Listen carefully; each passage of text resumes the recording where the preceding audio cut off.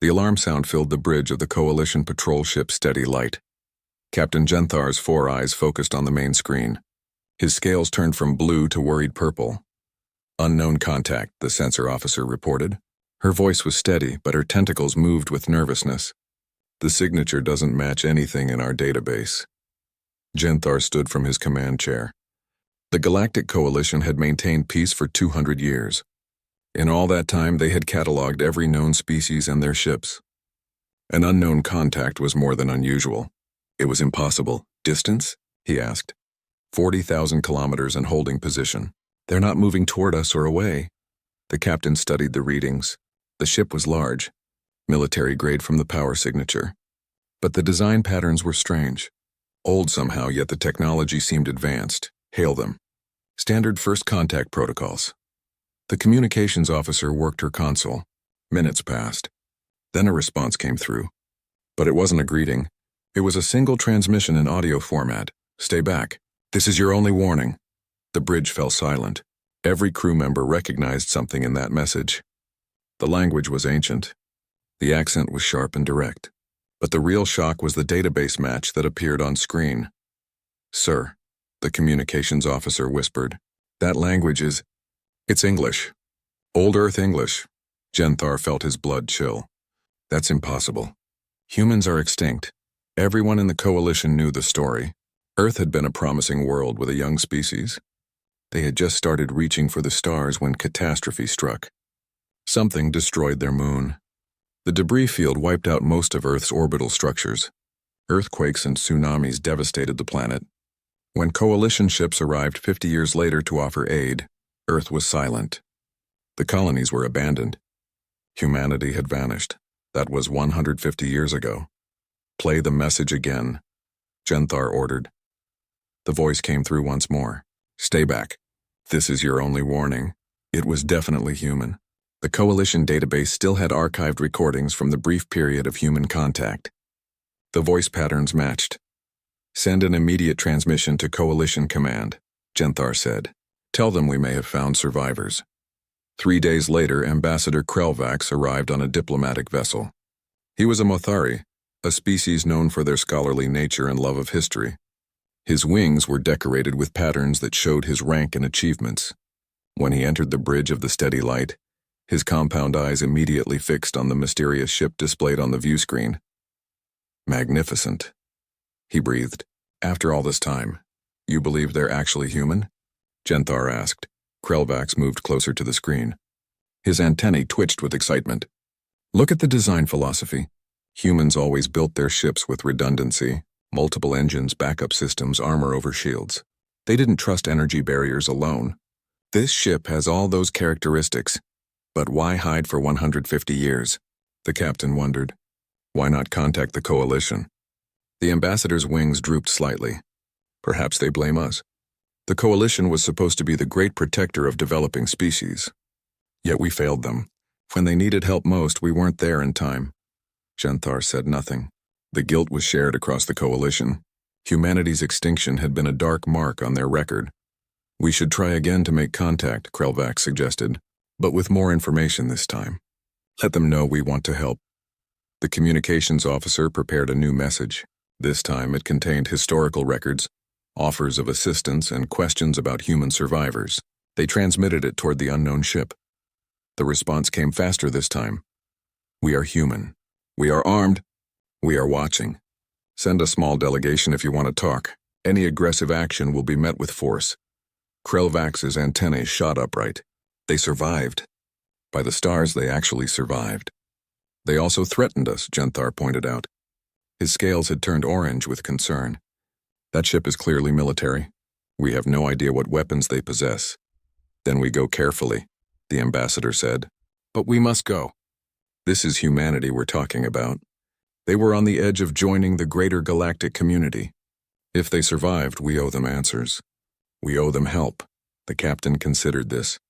His military training told him to be cautious. Unknown ships with unknown weapons were dangerous. But his conscience told him something else. If humans had survived all this time alone, frightened, preparing for threats that might never come, they deserved better than suspicion. "Very well," Genthar decided. We'll take a small shuttle.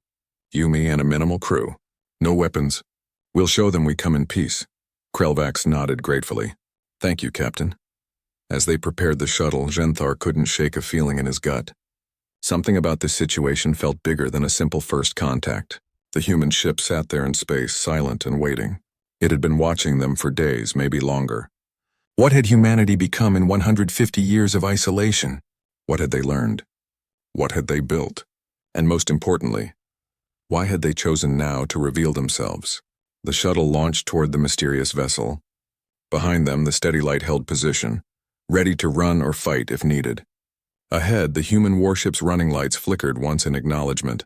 Whatever answers waited for them on that ship, Genthar knew one thing for certain. The galaxy was about to change. The shuttle approached the human warship slowly. Krelvax pressed his face close to the viewport, studying every detail. The ship was enormous up close. Scarred metal told stories of battles or accidents. Repair patches covered sections of the hull. This wasn't a new vessel. It had history written across its surface. They're opening a docking bay, the pilot announced. Captain Genthar watched the massive doors slide apart. Inside, they could see a pressurized hangar. Lights guided them in. The shuttle settled onto the deck with a gentle bump. Through the windows, they saw figures in uniforms waiting. Human figures.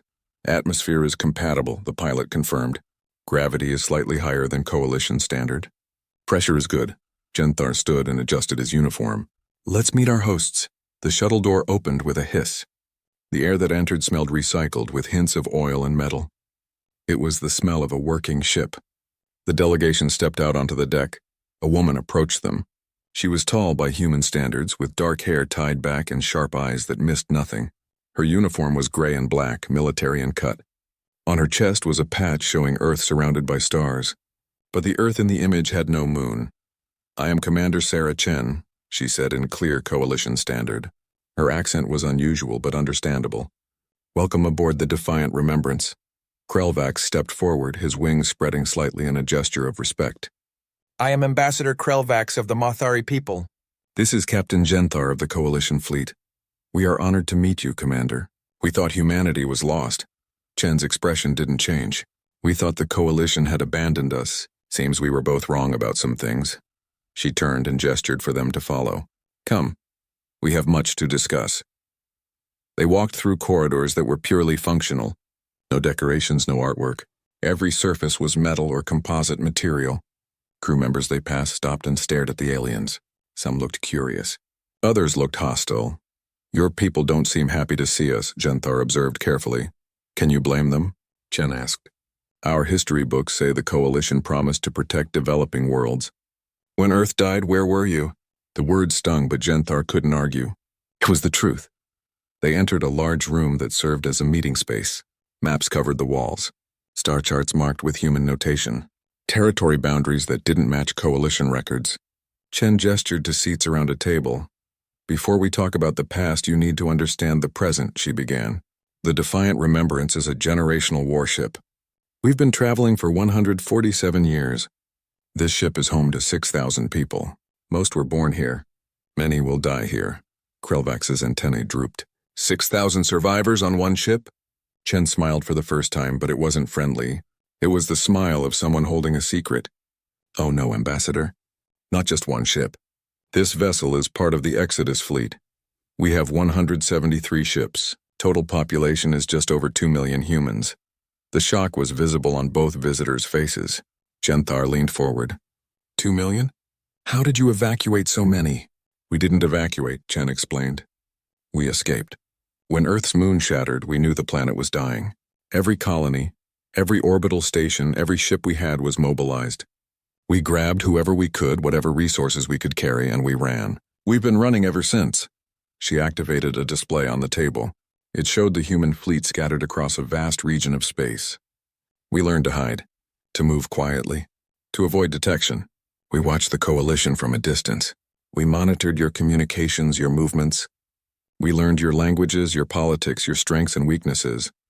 You've been spying on us, Genthar said flatly. We've been surviving, Chen corrected. We didn't know if whoever destroyed Earth would come back. We didn't know if the Coalition could be trusted, so we prepared for the worst and hoped for the best. Krelvax spoke softly. Commander Chen, the Coalition didn't destroy Earth. We would never— I know, Chen interrupted. We've reviewed the evidence we could gather. Your people weren't responsible, but someone was. Something caused our moon to explode. That kind of destruction doesn't happen naturally. It was a weapon. She pulled up more data. We've spent 150 years searching for answers. We've developed technology the Coalition doesn't have. We've adapted, evolved, and militarized our entire civilization. Every human knows basic combat. Every ship has weapons. We turned ourselves into a fleet that could defend against whatever killed our world. Genthar studied the data. The human ships had capabilities that worried him. Weapon systems that were creative and deadly. Defensive measures that were clever. Humans had spent generations preparing for war. Why reveal yourselves now? He asked. Why after all this time?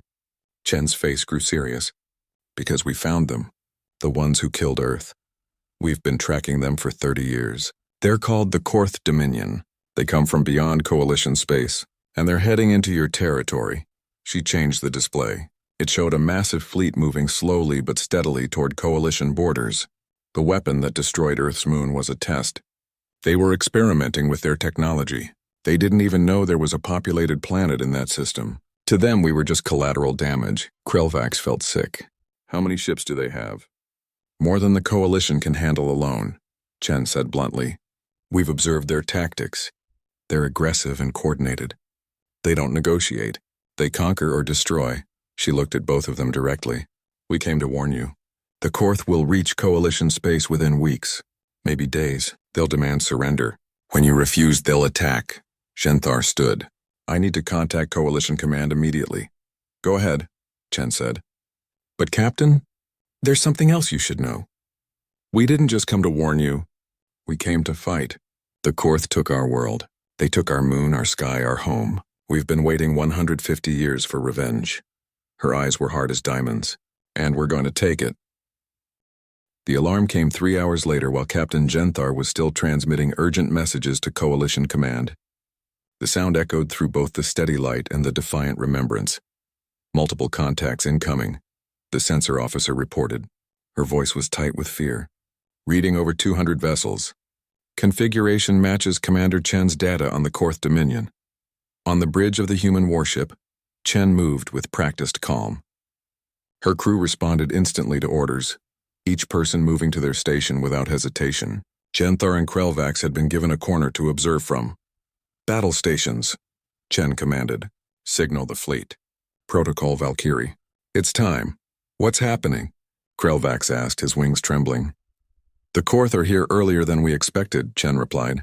She pulled up displays showing the incoming fleet. The ships were massive and angular, covered in weapon emplacements. They must have detected our signal to you. They're accelerating their invasion. A communication came through. The image showed a Korth commander.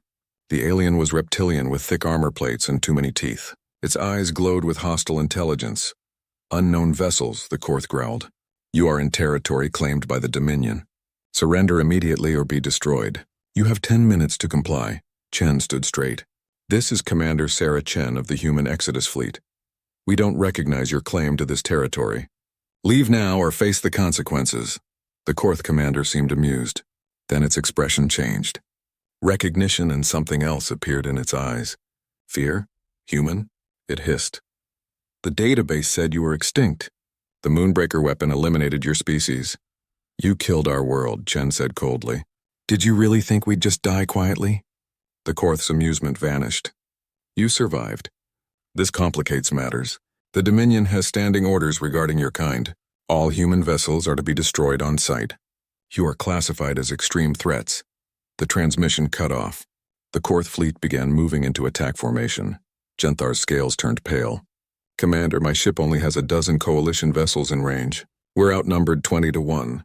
We need to retreat and gather reinforcements. Run if you want, Chen said. But the Korth will follow.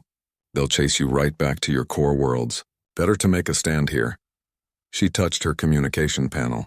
All ships, this is Chen. The enemy is in range. Execute Valkyrie now. Nothing happened for 3 seconds. Then space seemed to tear open. All around the system, human ships decloaked.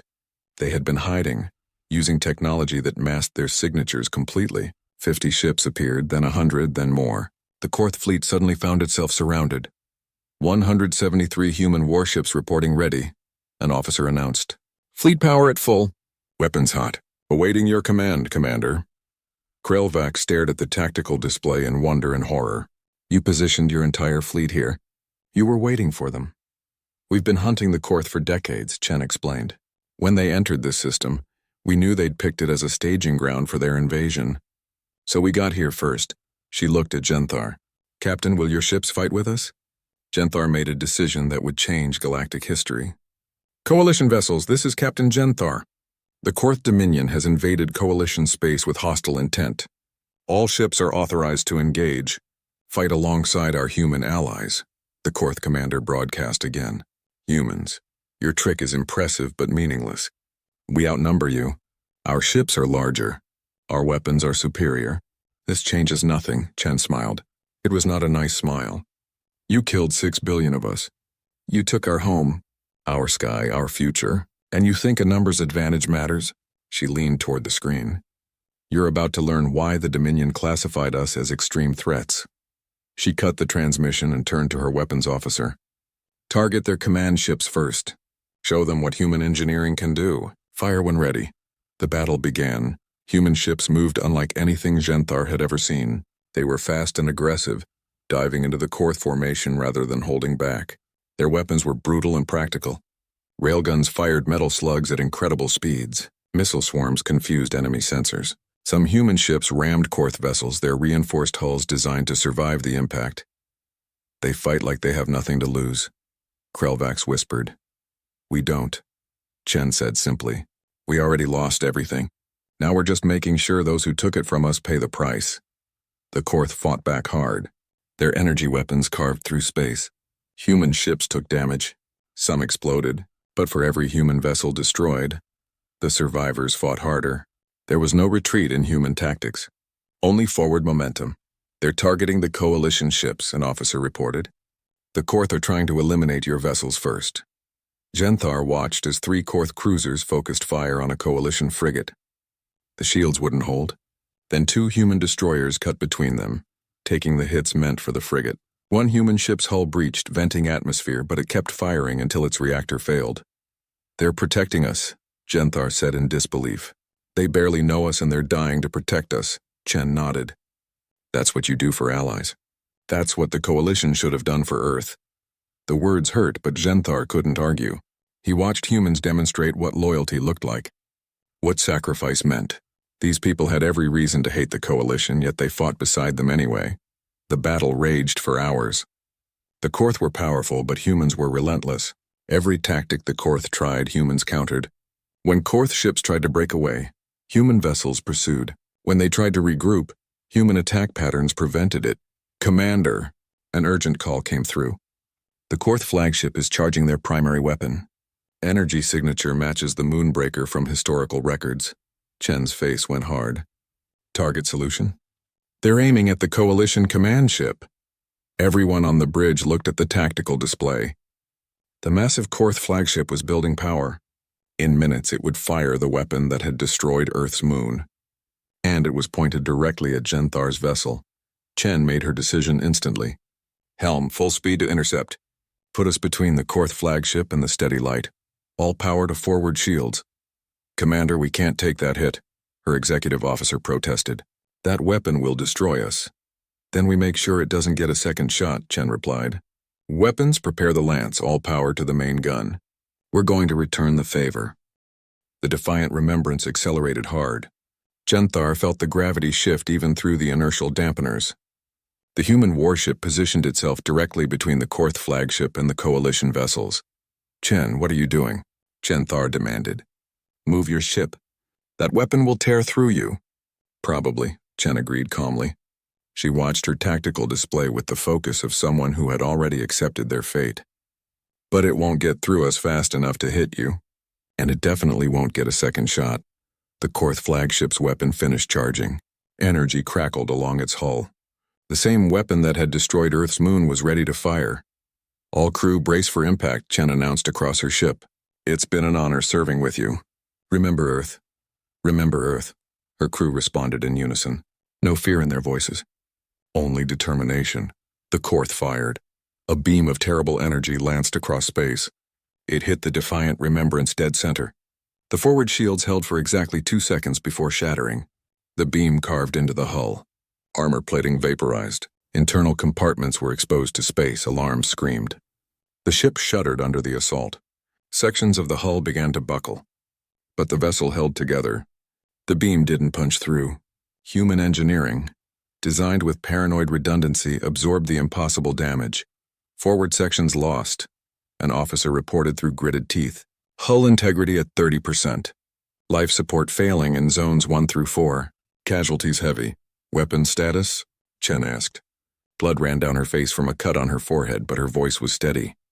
The lance is charged and ready, Commander. Chen smiled through the pain.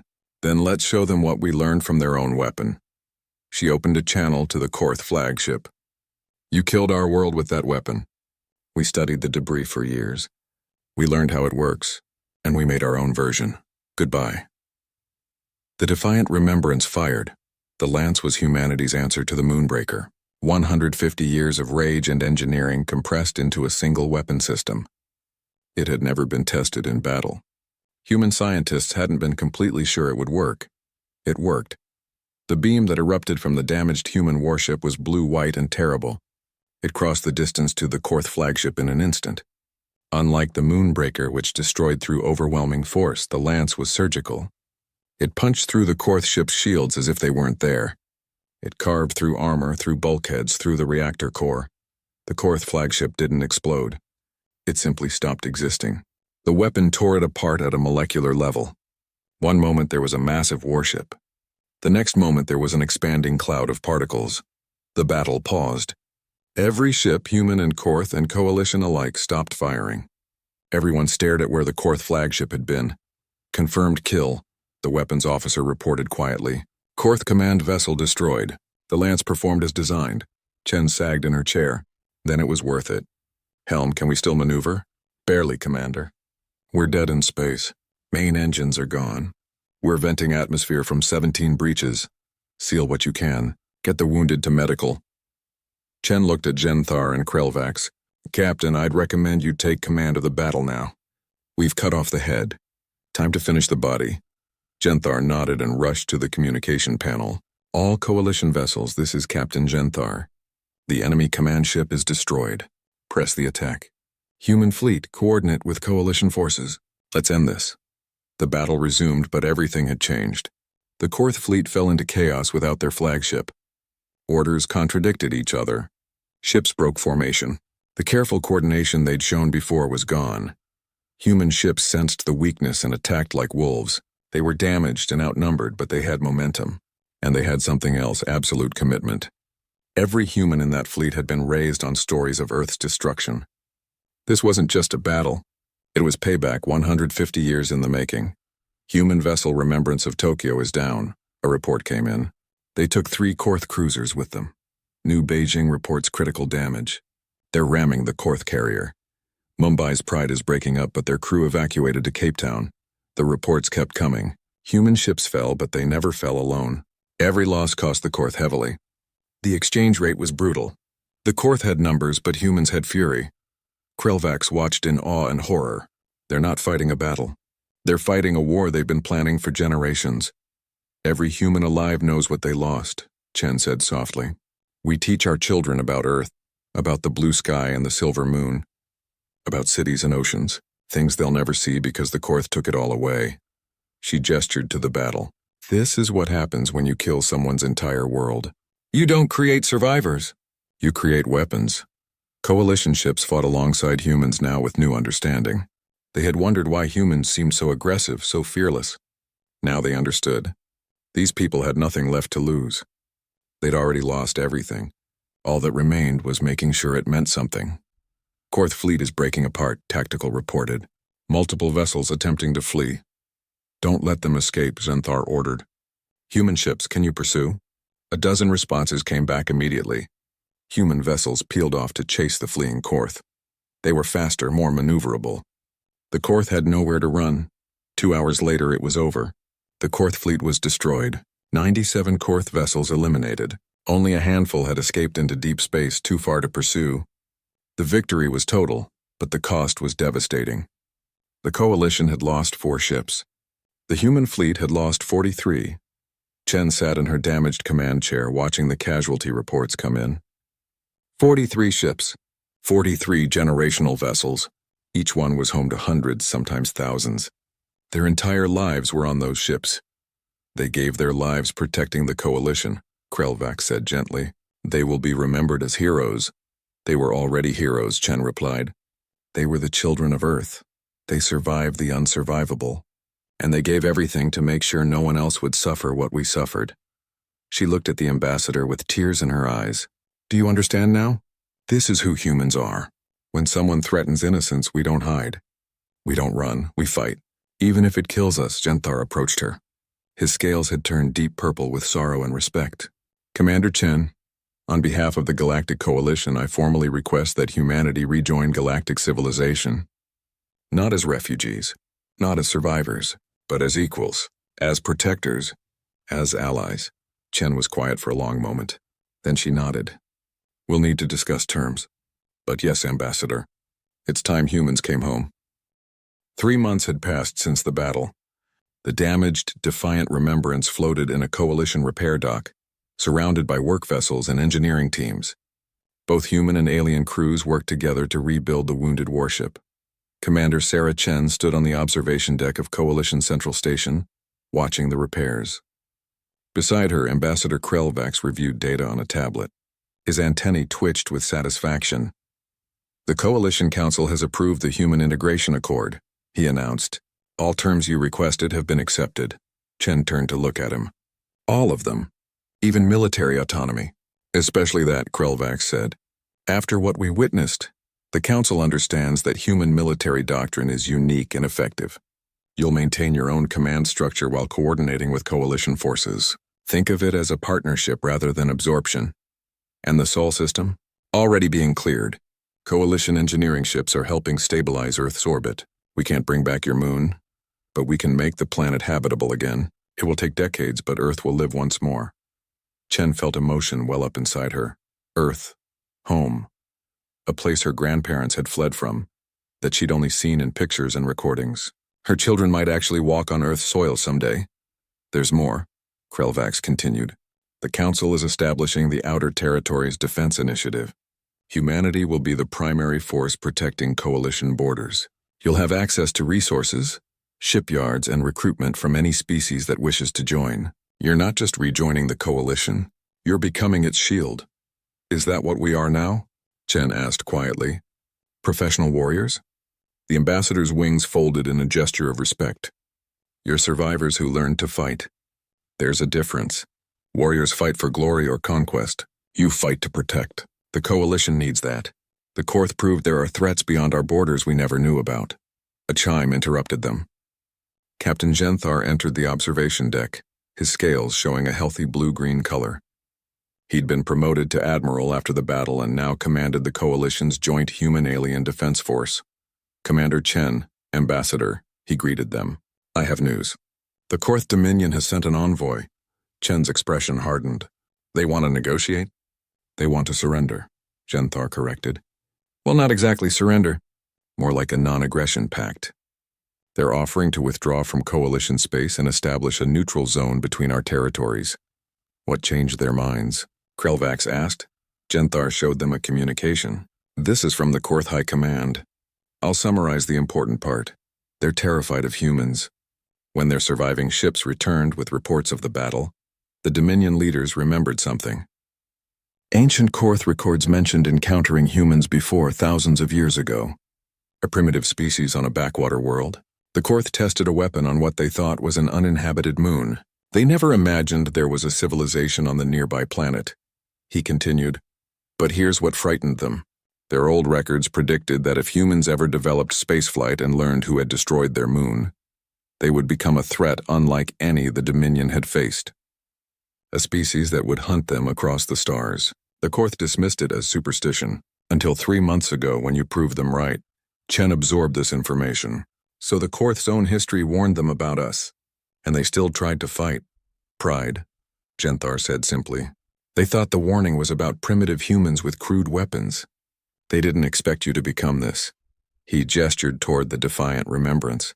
A fleet of generational warships carrying a civilization that spent 150 years preparing for revenge. What do the Council recommend? Chen asked. They're leaving it up to you, the Admiral replied. This is between humans and Korth. Whatever you decide, the Coalition will support. Chen thought about all the lives lost. 43 ships in the last battle alone, thousands of humans who would never see Earth restored, children who grew up in corridors instead of under open skies, all because the Korth had been careless with their weapons test. But she also thought about what continuing the war would cost. More lives, more ships, more orphans raised in warships taught that fighting was all they knew. Accept their terms, she decided. Establish the neutral zone. But make it clear that if the Korth ever cross that line, if they threaten anyone under Coalition protection, we'll finish what we started. Krelvax nodded approvingly. A wise decision. Mercy is strength when you've already proven your power. It's not mercy, Chen said firmly. It's practicality. We've spent 150 years focused on revenge. Now it's time to focus on living again. Our children deserve better than endless war. She looked out at the stars. But we'll never forget. And we'll never be unprepared again. The galaxy thinks humanity is dangerous now. They haven't seen anything yet. Wait until we rebuild. Wait until Earth has cities again. Wait until we're not just surviving but thriving. Genthar's scales shifted to a respectful purple. The Coalition is grateful for your partnership, Commander. And perhaps a bit nervous about your potential. Chen smiled. Good. Fear keeps people honest. Just remember that we're on your side now. The question is whether the rest of the galaxy can handle having humans as allies. 6 months later, the first human ship entered Earth's atmosphere in 150 years. It wasn't a warship. It was a colony transport called New Beginning. On board were engineers, scientists, farmers, and families. People ready to rebuild. The planet was damaged but alive. Earthquakes had reshaped coastlines. Weather patterns had changed. But life had survived. Plants grew wild. Oceans still flowed.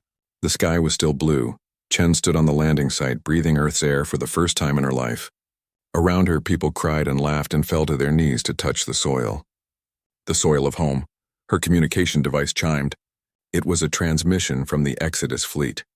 The remaining 130 human warships had taken up positions around the Sol system. They would be the guardians of humanity's rebirth, but they weren't alone. Coalition vessels patrolled alongside them. The steady light, Genthar's original ship, held position at the edge of the system. Other species had sent ships too, a show of solidarity, a promise of protection. Krelvax had traveled to Earth as well. He approached Chen, his wings spread wide to feel the breeze. It's beautiful, he said softly. I understand now why you fought so hard. This is what the Korth tried to take from us, Chen replied. This sky, this ground, this feeling of belonging somewhere. They failed. We survived, and now we're home. She watched as construction drones began surveying the area for the first settlement. Human children ran across the grass laughing. They had been born in space, but they would help build Earth's future. The galaxy wanted to know what happens when humans are armed, Chen said. Now they have their answer. We become protectors. We become guardians. We become the ones who make sure what happened to us never happens to anyone else. Above them, the human warships maintained their watch, silent sentinels carrying the memory of 6 billion lost lives and the hope of billions yet to be born. The unknown signal that had started this journey was no longer a mystery.